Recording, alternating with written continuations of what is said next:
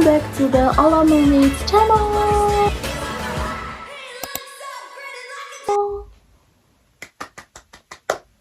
Окей, за хэдүүлээ өнөөдөр юу ярих вэ гэхээр өсвөр насны хүүхдийн сэтгэл зүйн талаар ярих болно.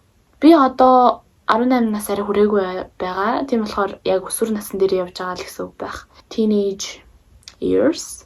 Одоо яг би өөртөө яг ямар мэдрэмж мэдэрч байгаа тухайгаа ярил л да. Нэгт болохоор хамгийн жоохон өөрийгөө яг юу хийгээд байгааг ойлгохгүй мэдрэмж төрдөг юм байна. Өөрийнхөө юу мэдэрч байгааг ойлгохгүй их олон зүйл туршиж үзмээр санагддаг юм байна.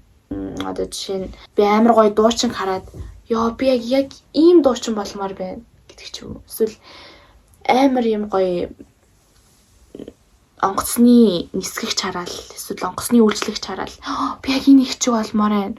Энэ их ч өстой гоё хаа. Өстой дандаа ажил мэргэжлэрээ дандаа тэнгэр дээг үүлэн дээгүүр нисэл олон орон дээр буугаал олон орон дээр газардал олон орны дээгүүр нисэл олон улсад очиод олон хүмүүстэй танилцал олон хүмүүстэй үйлчлэл вау гэж бодогддөг юм байна. Тэгэл өөр багш харангуудаа яа би өстой энэ багш шиг болмоор байна. Би энэ багш шиг болчвол ийм олон гой хүүхдүүдэд эрдэм ном заагаал би өстой нэрээ ингэж гоё явах юм байна гэх мэтчлээ. Эсвэл нөр тэнд нэг гоё гудамжаар явж байгаа нэг ганга хичээг харснаа л бистэ яг энэ хичээг болмоор байна. Энэ хичээг юм өмсөөл, энэ хичээг гоё цүнх хүрээл, энэ хичээг гоё дүбэл өмсөөл, гоё гутал өмсөөл, гоё палаж күртэг өмсөөл ингээл амар гоё ганган дэгжин ямаар байна гэдэг юм байна. Эсвэл амар юм гоё хосыг харчаал бистэ яг энэ хос шиг яг ийм ах шиг хүнтэй үерхэл яг энэ ах шиг гоё машин унаал ингээл ямаар байна. Нэг кино үзэл те. Тэр кинон дээр ингээл амар баян хүмүүс гарсан чаа. Бистэ яг энэ баян хүн шиг болмоор юм. Бистэ яг ингэж сургуулаа төгсчөөл ийм гоё ажилд ороод ингэж гадаад дотоод яваал ингэж гадаадын улс оронд гоё ресторанд ороод ингэж гоё буудалд очиал ингэж гоё юм үзэл энэ гоё аялын газраар яваал энэ гоё байгалийн үзэсгэлэн хараал ингээл ямаар байна.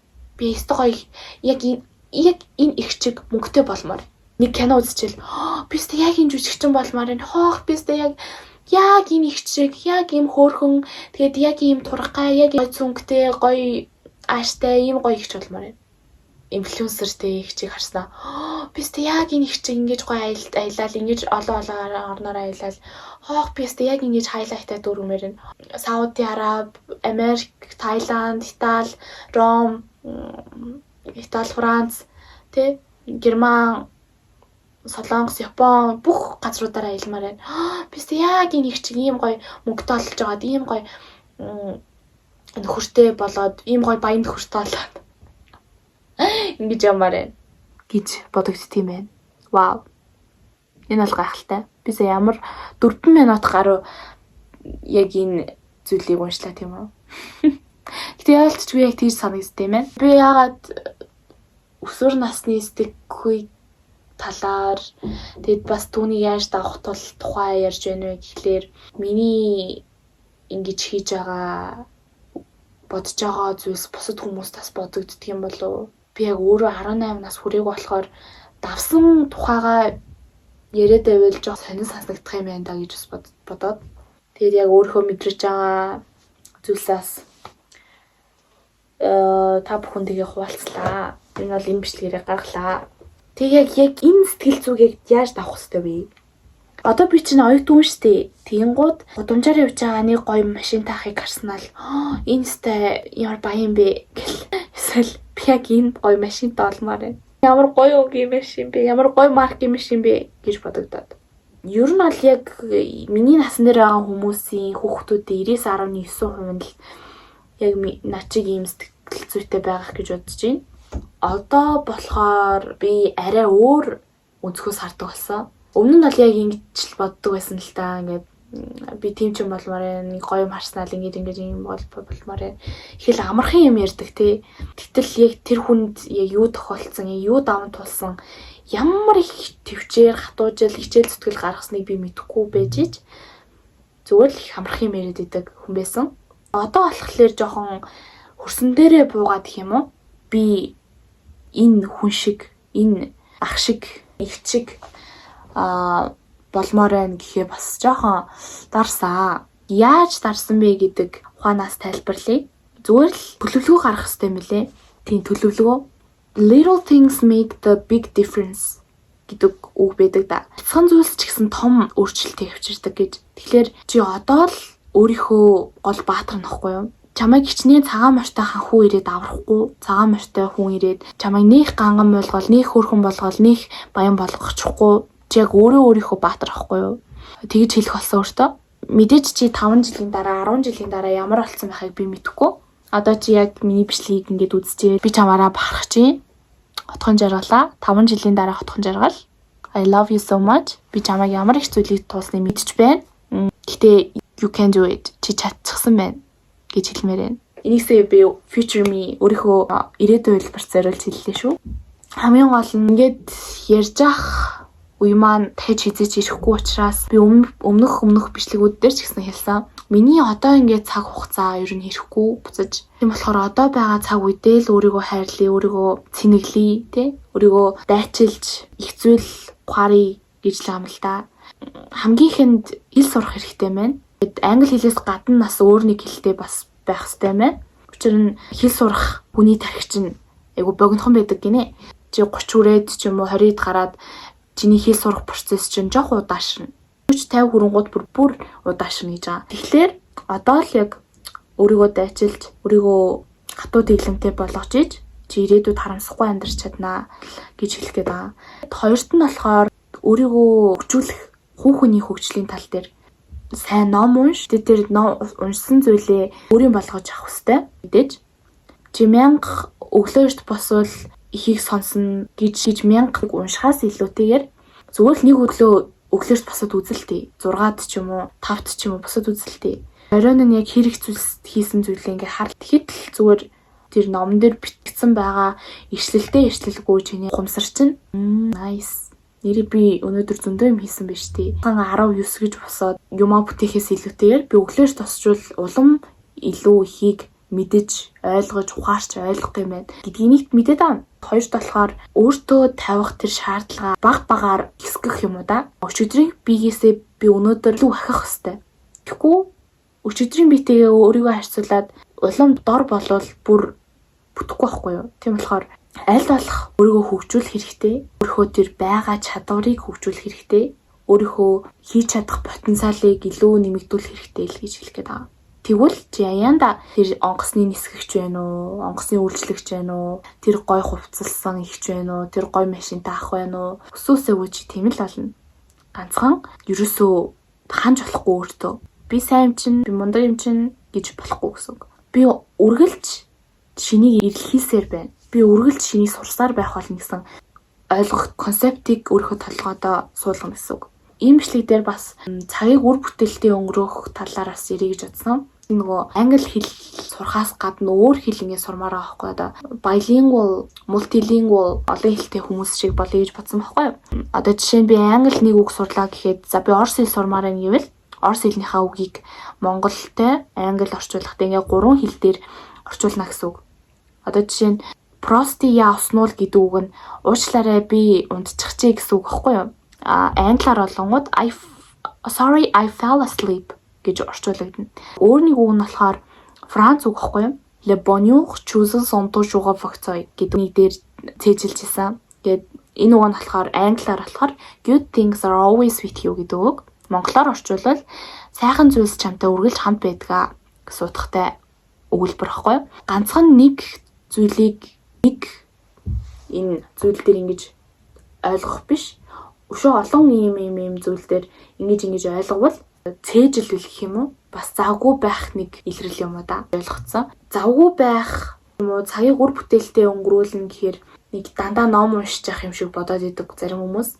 Эсвэл зүгээр зурагтч үзэхгүй, уцаараа тоглохчгүй, дүүнэртээ тоглохгүй, зөвхөн өөрийгөө хөгжүүлээл self development гэсэн хитэ 10 ном унших ч юм уу тэгж ойлгоод идэг цагийг үр бүтээлтэд өнгөрүүлнэ гэхээр би болохоор жоохон өөрөөр ойлгодог, өөрөөр үздэг үзэл бодолтой юм баггүй юу? Уцаар тоглож болно. Чи зурагт үзэж болно. Чи бас кино үзэж болно. Чи бас дүүнэртэйгээ тоглож болно. Гэхдээ чи хэрвээ утас оролдох чивэл утасаар тоглох чивэл тийм үү? Ганцхан өөрийнхөө тэр урдаа тавьсан зорилготойгоо адилхан болгочих. Нэг чиглэлд болгочих гэсэн үг. Одоо жишээ нь би утсаар тогломоор байна гэвэл чи англи үг цээжилдэг аппликейшн татчих л та. Тэгвэл утсаараач тоглол чинь англи үгээр цээжил чинь энэ чинь цагийг үр бүтээлтэй өнгөрүүлэх байхгүй юу? За өөрөөр чи болно штэ анимашн хүүхэлдэйн кино үзэж болно. Relax хийх гээд те өөрийгөө тайвшруулах гээд би бол тэгдэг байхгүй юу? Хайдаа гоё маша бага үзчихтий. Тэнгууд нэг хөрхөн хүүхдийн гинэн томоогүй дурсан ч маань санаанд ороод гэтээ түүнийгээ би орс хэл дээр ч вэ англи дээр ч вэ үзэж байхдаа маашагийн хэлсэн нэг үгийг шууд цээжлэх ч юм уу те.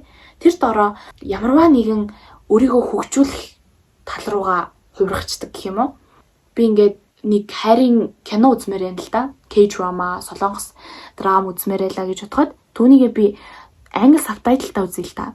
Тэнгууд тэр хосын хэлж байгаа үг нь англиар үзвэл за нэрээ энэ үйл хөдлөлчин нэрээ яг ийм үг хэлвэл надад ашигтай юм биш үү ч юм уу. Эсвэл анч нэр ингэж орчуулагддаг юм байна гэсэн зүйлийг би ойлгоод авчихгүй одоо цээжлэнэ.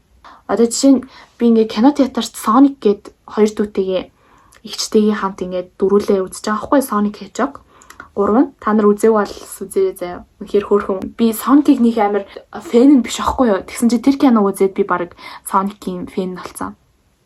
Эми гээд бас хөөрхөн Pink Hedgehog гэсэн. Тэгээд тэр Pink Hedgehog-ийн сүтэмшрэгч болсон байдаг юм. Өчтөр үзлөө. Тийм баха өчтөр үзээ.